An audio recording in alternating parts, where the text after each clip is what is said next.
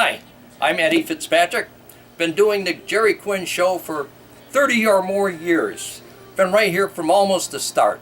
And I just want to welcome all of you people here to the Jerry Quinn Show.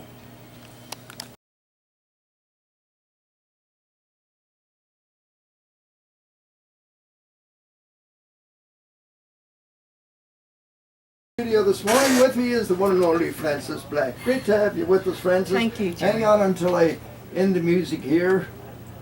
Let's fade that out. There we go. Wait a minute now. Hang on. All right, Francis. Great to have you back with us in the studio. Thank you, Jerry. The last time I think you were in Cleveland and you were involved in radio, Bill Randall was here. Do you remember Bill? That's right, I do. He Right. played after the ball, Aw. I think 3 times a day, every day for over a year. Aw, isn't that lovely? Oh. He thought you were the greatest one of the best singers that has ever. Oh, well, ever tell come him to thank you Cleveland very much. from. I really appreciate that. You're in Cleveland, I know, primarily to talk about the Rise Foundation, which is an organization you founded and an That's advocate right, for families of people with drug problems. Yeah, right? Is that it? well, alcohol and drug in Ireland at the moment is a huge problem, unfortunately. There's a big issue, particularly with alcohol. I mean, you know, we know the facts and figures. 3 people a day are dying from an alcohol-related issue. 1,500 beds are taken up every day from alcohol alone. It costs the Exchequer 3.7 billion a year. So, and I suppose what I realised was that for every one person that might be devastated by the impact of alcohol, who might have a problem themselves, to I suppose validate the heartache that they're going through. We have a team of therapists that support the family members. We have a very strong educational therapeutic program for family members, and it's going from strength to strength, but unfortunately funding is always an issue for us. But even though we know the services are brilliant and we have got them evaluated, we always have to raise, you know, I mean, for every charity it's a big issue at the moment. Of it, of course. Yeah, of course. What motivated you, Francis, to do this? Well, I suppose what really motivated me was after my mother passed away. I left school, Jerry, when I was like 15, and I probably broke my mother's heart. I was a bit of a rebel myself. I was a bit of a wild child, and you know, I left school when I was 15, and when my mother passed away, she left us all a small amount of money, and she was an incredible woman. She came from inner city Dublin, real working class, tough. You know, came up tough times. I remember there was times where she would wake up in the morning worrying when we were children where she was going to get the money for the dinner, do you know, for to feed us. But she was an incredibly empowering, strong woman. And when she passed away, she left us all a small amount of money. So I decided, instead of maybe buying a car or going on holiday, that I would go back to college. And this was like, now bearing in mind that this was me in my 40s, and I had a very successful musical career in Ireland, and I decided to go back to college and study to be an addiction therapist. And in doing that, I ended up working as a therapist in a treatment centre along with my career in the music industry. And I decided when I left the treatment centre that there was a huge need to set up an organisation to support family members who were really devastated by the impact of alcohol and drug misuse in Ireland. So that was back in 2009. So I love the work. I feel like I'm giving back, Jerry. You know, and I love Ireland, and I wanted to give something back to our wonderful country. So that's why I set it up. Did you notice a lot of problems with alcohol in the entertainment business? Yeah, but funnily enough, what I realised is the ones who were most successful in the entertainment business were the ones who might be in recovery or maybe don't drink. You know, they would be very disciplined. So, you know, I was very lucky. A lot of the people that I worked with didn't really have a huge problem with alcohol, you know, or might be in recovery themselves, or would be very conscious of alcohol impacting their ability to be successful.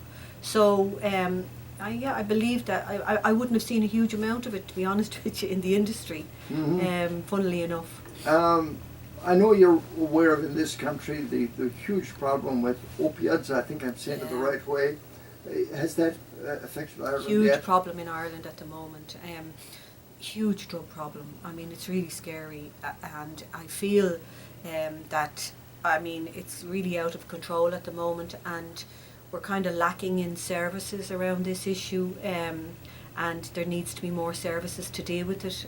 I feel we're a little bit overwhelmed with the impact of the drug issue in Ireland, and there's huge now, unfortunately, there's gangs now, and it's just awful. It's very sad. Well, I remember when I was growing up in Ireland, there was none of it at all. The most of what was going to happen was some wife would be complaining about the husband going to the fair and spending all the money on drink that he made selling the cattle that day. Yeah. Of course, I suppose the improving economic conditions through the years and Ireland movement marching into the modern times has caused a lot of this. Yeah, and I think young people really have in Ireland, maybe throughout the Celtic Tiger, but in the old days, Jerry, we'd remember if you were invited into a house, you'd get a cup of tea, and a cup of tea solved everybody's problems. Whether you were at a funeral, whether you were at a wedding, it was always, if you had any problems, a cup of tea. Unfortunately now, wine and alcohol has replaced that in the household. So you go into somebody's house and the alcohol Would you like a comes glass out, of wine? and it's different now. It is it's a different I know culture. that. It's a different culture, and you know, from my own perspective, when I come over here to the US, like my brother lives in San Francisco, and I'd go to my brother's house, and you know, dinner would, you know, you'd be sitting around, there'd be maybe 8 or 10 people, and there'd be maybe one bottle of wine, you know, and that's the culture, and then, or maybe 2 bottles of wine, but the second bottle of wine wouldn't be finished. In Ireland, you go to dinner and it's just bottles and bottles, and everybody would have each person would have a bottle. Yeah, I do. I noticed that when you go out for dinner in restaurants, Yeah. everybody seems to order a bottle of wine. Yeah, Or the host especially, well, let's get 3 bottles of wine for this table. And I'm not saying, you know, it's just, I suppose what I see is the impact, particularly now, there's huge evidence, you know, the reality is that more and more women now are suffering with liver disease, and, you know, it's not just the whiskey and the you know, anymore, it's the wine is causing huge problems in Ireland. And the impact of that on the children is devastating. And that's why we set up Rise. Now the cost to the government. Well, it costs the Exchequer massive. 3.7 billion a year. The alcohol issue alone. Alcohol alone. That's not the drugs. Now, it's just alcohol. Your organisation, the Rise Foundation, Mhm. does that survive on charitable donations? Unfortunately, we haven't really sourced any government funding yet, even though I'm part of the government. But I'm working very hard on that, Jerry. Mm-hmm. But yeah, so it's all charitable donations at the moment, and some of the family members, if they can afford it to donate, they do, and that kind of keeps us going. We have a golf classic coming up. My father comes from a small island off North Antrim, Rathlin Island, and we're having a Rathlin Ramble. So we try and raise funds, so people walk and they raise €100 per person, and hopefully we'll raise funds from that. Do you know what? I just made the acquaintance of kind of a good golfer that you might be able to put in charge of that. His name is Brian Allen. Brian Allen, he's running our golf classic. Oh, he's a good one. He's good, he's a good player. Oh, he's a good one. Yeah, and he pretends he's not. I know. I think that's an Irish thing, isn't Yes, it, Jerry, yes, though? I'm yes, not that good, I'm not that good. Yeah, I played golf with a few of these Dublin fellas. I've conferred upon him Dublin status now, you know, even though he always says I'm Cork. Yeah. We're in Cork. Yeah. But they always say when they hit a real good shot, oh, that was just a lucky one. Yeah, I know. I know, it's gas, isn't it? That's the old Irish. Next, I want to come back and we'll talk more about the drug problem and the Rise Foundation, but I also want to talk to you about your career in music, which is phenomenal. Yeah. And of course the famous Black Family. Of course, Jerry, I'd love to. Coming up next, not only are you engaged very closely with the Rise Foundation, I don't know how you find time to do everything you do. You still do some entertaining. I do. And still, you're yeah. a politician. You're also a senator from North County Dublin. No, it's for the whole of Ireland. So it's different. Senator, that's right. Yeah, the Senate is different in Ireland as it is here. I know here it's kind of, you have constituencies. Yeah.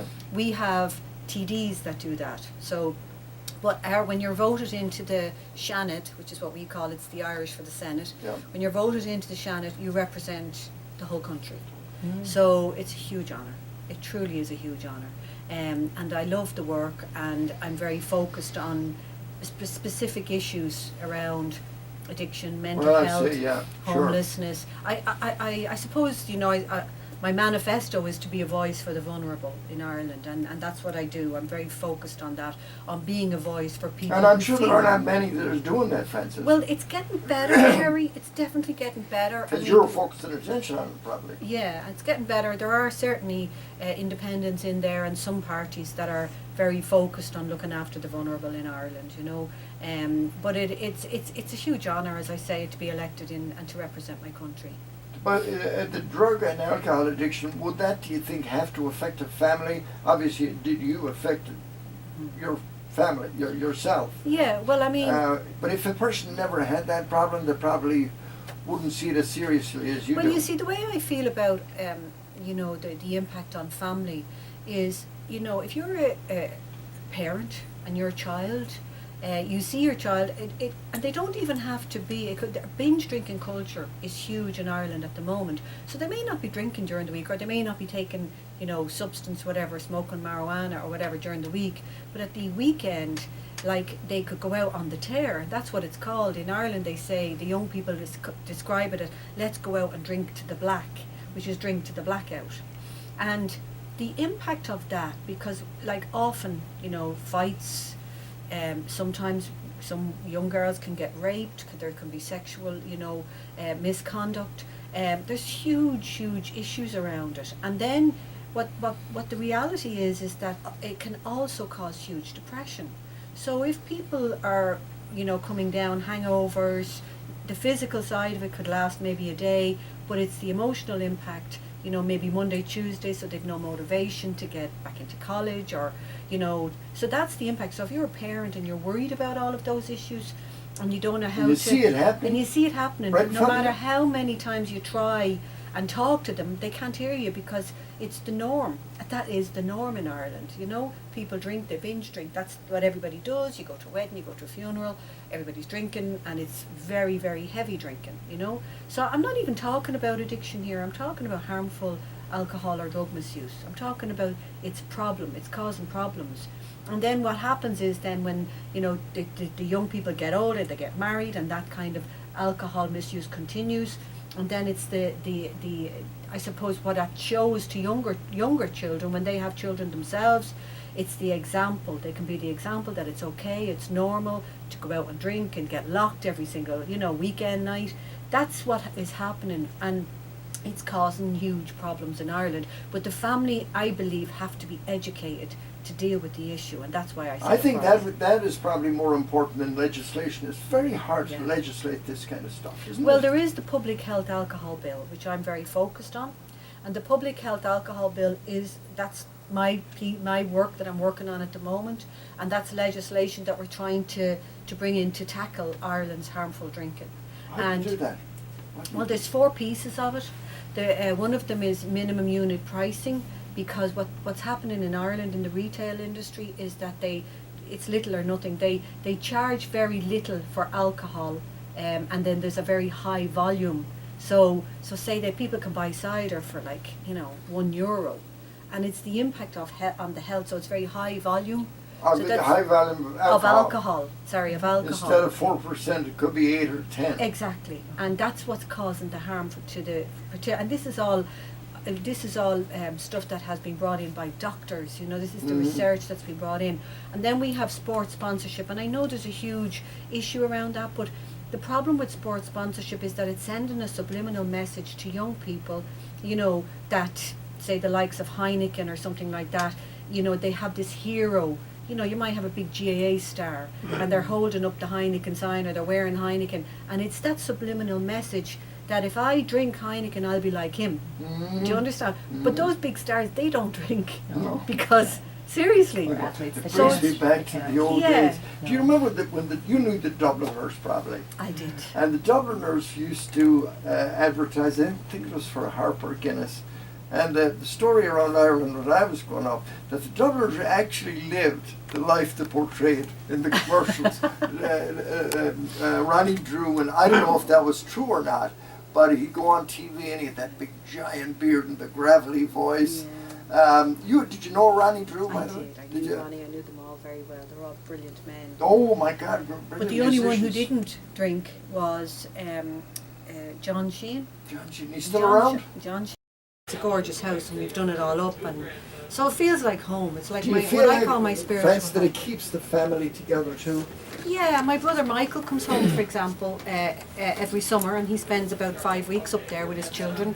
And then myself and Mary, we all go up and we spend time with him and the children. And yeah, it does. It definitely keeps us connected. But it doesn't. It wouldn't take much to keep us connected. We're a very close family anyway. So you know, and music keeps us connected. We're doing 3 Black Family gigs now in Dublin. Which is the first time in 30 years we'll be performing as a family together in Dublin. And we're looking forward to that. We're doing the Late Late Show on the 19th of May. They're doing a special on Mary, and so the boys are coming over from the States, from here, from San Francisco, and again it'll be the first time in probably 30 years that we performed on television, so it's exciting. The family, the music started with your mom or your dad, or both of them? Both of them. Both of them are but musicians. completely different types of music. My mother would have been old music hall because she was Dublin, so she would have been mad into the old music hall, the likes of After the Ball. I would have learned from her. Bird in a Gilded Cage, all of those songs. My father would have been a traditional, so The blend of the two together, that back half the pub, and then the sing song would start, and he would, if you couldn't sing, you had to tell a joke or do a recitation, Or play tell a an poem. instrument. You had to do something. Did people bring their instruments sometimes? Yeah, Fiddles well, and banjos? well, in Dublin in those days, there wouldn't have been a lot of instrumentation, so it was a lot of singing. Didn't A have the lot money of to buy singing. 'em. Very poor area we lived in, so you know, a lot of poverty. So the singing and the storytelling and the funny stories were the things. What that area lived. was that? Was that Crumlin? Charlemagne Street, inner city Dublin. Oh, Charlemagne yeah. Street is where we were born and reared. Crumlin was poor though, wasn't it? Crumlin wasn't probably didn't exist. Crumlin would have been the countryside Oh, really? back then. I mean, we were born and reared in the tenement houses. So so that was for us, like, you know, there was, I mean, again, as I say, very, very working class, and we're great communities. So music was kind of a natural extension of It was that, wouldn't it? I mean, it was kind of time. Even though times were tough, it was a great way of letting off steam, of, you know, lifting our spirits. You know, it was kind of a natural way of. So how was the Black family? Who was the first one discovered? Well, the first one discovered. Well, my brother Shay, when he was 13, he was the eldest, and he saved and saved and saved like mad until he got a guitar. He saw a guitar, and then he got this guitar when he was 13, and he's the one that became the real inspiration for us all. He would have been a song collector. He would have loved, you know, researching songs, exploring, finding old songs, and then he would get Michael. And Michael picked up the banjo. So then the two of them played together. Then of course Mary was always a singer. From the time she was in the choir, she was always a soloist. She was in the band when she was 16, you know. So then the three of them started to play music together. Then myself, Martin picked up the fiddle, and then they kind of dragged me along because I was, I insisted that they brought. I loved my biggest brother Shay. I would have thought he was just the most coolest thing. You know, he was a hippie at the time, and I just wanted to hang out with my big brother. So that's why they dragged me along. Did they probably didn't even have to get any music lessons? Naturals, were they?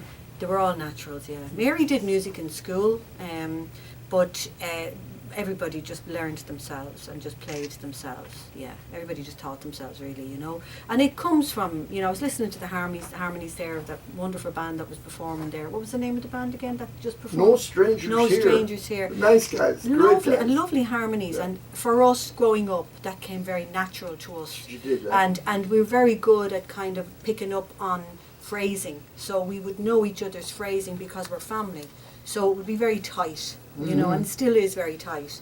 And it was very natural for Martin to just pick up the bass voice. You know, he'd be the big, deep bass, and then Mary and I would be kind of alto, and then Shay and Michael would be a tenor. So all the different voices would blend very, very well together. Now, Francis, is this continuing in the offspring, the next generation? Is it continuing? Oh, Music look, is still they're taking over. My daughter Aoife. Oh, she's a beautiful singer. She's Musician, she's just done a really successful tour of She's in Australia. Italy. Is it Australia? She is Australia now? and New Zealand, and she played in the top festivals over there. I don't know how she did it. She got the top festivals over there. She's been been touring Australia for the last 2 months. She's going to be in Milwaukee Festival this year. That's her dream. Her dream, she's folk trad, that's her thing. She's a fluent Irish speaker. She does a bit of step dancing. Her passion is just to play festivals in the US. You know, we interviewed her here last year, Yeah. and it was the only day last year I was missing. I was in Chicago. That's right. I was listening to her though That's right. on the internet. I I heard the whole thing. You Colleen, Yeah. you went and did her, right? Oh, yeah, no, she's great. Oh, she's Yeah. wonderful. She was wonderful. And she has brought out a new song called All Along the Wild Atlantic Way. And it's a beautiful song. I would recommend people YouTube it, because I'll tell you, it's about, she got inspired by an old couple who came from Nova Scotia. And the woman had lost her husband, and he had passed on. And this song is her lament to him. She kind of wants to wait to go to him. And with her lament, like, when are we going to be together again, so as that we can go back to the place of our honeymoon, which is all along the Wild Atlantic Way. And she mentions all the different places, like Milltown, Malbay and Dingle, and all the lovely, beautiful towns along the coast. And that's the song. But I would recommend people YouTube it, because it's a great song. How many homes would you say is on Rathlin Island now? Not many. Well, there's about 120 people. It's their families. Yeah. So I would say a lot more. I mean, at one point it went down to 70, and they were very worried that if the school closed, that was the end, people were going to have to leave. So the school was down to 4. I think the school has gone up to about 7 or 8 now in the school, maybe more. So there's about 100 people living on the island. Homes maybe, I suppose maybe anything from 40 to 50 homes. How far off the coast is it? So it's in the 6 counties. It's the only island within the 6 counties. It's about a half hour in the fast boat, folk boat that they've just got in the last few years, and it's about 45 minutes in the slower boat. Where do you board the ferry to go there? Ballycastle in Oh, Northampton. We're going to be Yeah. there, Colleen, Yeah, in a few all right. weeks. Are you We're going to gonna be- Ballycastle? Well, yeah, we're Not going Mayo to, now. We're going to This is- Bushmills. Yeah, we're going north and we're and going to south, Giants west. Causeway. We're staying in Fantastic. Belfast. We're going to be there the 26th and the 27th of July. So we Oh. won't be far from your home. No, you'll be able to see Rathlin, and if you can get a day trip over, even if you can just get over for Nice to see. a few hours, depending on the weather, obviously, because the boat. Any thatched cottages on the island still? There isn't any. There are small cottages, but I'd say the thatch They've is slated probably now. gone now. They've Yeah. slated. But it's a gorgeous, beautiful island. It really is. For me, it's my spiritual haven, and I just love it. And I try and get as many people up there as I can. You and I need some spiritual rejuvenation. You do. Lovely. Absolutely. I know, would be. You do. Yeah, your husband. A lot of the programs, and I meet a lot with the family members, and that's the piece that I love. I meet with the family members. I try, because they're always very nervous. Some of them are very anxious about coming to an organisation, because it might be the first time they've ever spoken about their issue, and there's a lot of shame in speaking about having somebody you love with an alcohol or drug problem. And so I make sure that they're very calm, and then I introduce them to the therapists. And then we do the programs, and we do a 10-week family program, and we have a one-to-one service, and we also have an aftercare service. So they're all things that I keep an eye on. But then I also try and be an ambassador for the organisation, and try and come to places like here, this amazing, wonderful city of Cleveland, and raise awareness and try and raise as much funds as I possibly can. I don't know if this is the appropriate time to talk about this. It probably isn't, but we're going to try and organise some kind of a fundraiser in the future here in Cleveland. Yeah, we're hoping, myself and Jack were talking about it, and I just want to say personally to thank you so much to Jack, because Jack has been a great source of strength and for me anyway, and support. Jack set up a Friends of Rise charitable status here for in America, which is just beyond for us, and of course yourself too, Jerry. I know that you've been very, very kind and very supportive of the Rise Foundation, so I'm deeply grateful to yourself as well. So we're hoping to set up an event maybe in September, in the autumn sometime, before the Shannon kind of gets back into the madness again, and we're just in talks at the moment about where that'll be and who we bring along, and I probably won't be the main event singing wise, but I'll certainly perform on the night. But hopefully we'll get maybe a couple of local bands, but I'm hoping my daughter would be available, Aoife, to come and do something as well. But I can't promise that just yet, because she's so busy, and sure, her life has taken off on another, she's gone off on a really, really busy schedule. Yeah. So it's that we're hoping to do something, and then we're hoping to do something in New York as Jack said, Detroit, Chicago, hopefully, and maybe Washington and Boston. So it's just to get momentum really going and create awareness about And what we're God doing. knows organisations like this need the money. They Absolutely, really need there's it. no And doubt do about it. so much good things they Yeah, do. and we're changing lives. We're Changing changing lives, families' and lives. sometimes even saving some lives, because often family members can be struggling with depression. Very, partners or mothers, fathers, they just don't know how to cope when they're watching somebody going down that self-destruct route, and depression can kick in.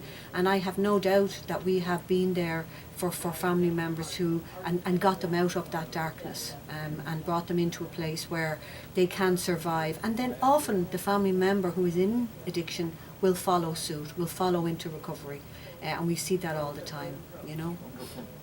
Wonderful organisation. Well, sure wish you all the best with it. I know we want to get some photographs here, and the band want to get a photograph with you. Absolutely. So with that, we're looking forward to whatever you decide you're going to do in Cleveland.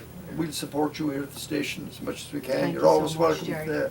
If you want to call in ever from Dublin and talk about it, Yeah. you're very welcome, Francis. Thank And you. Jack, of course, there's an open door policy with Jack Kilroy here Absolutely, all the time. So Thank you, Jerry. Thank again, you very thanks much. for coming here, and thanks for recording that after the ball. My pleasure. My pleasure. It's given me a lot of solace through the years when I Ah. get a little down. Well, that's But my special gift to you, nice. Jerry. It's nice. It's lovely. Lovely. I see Eddie.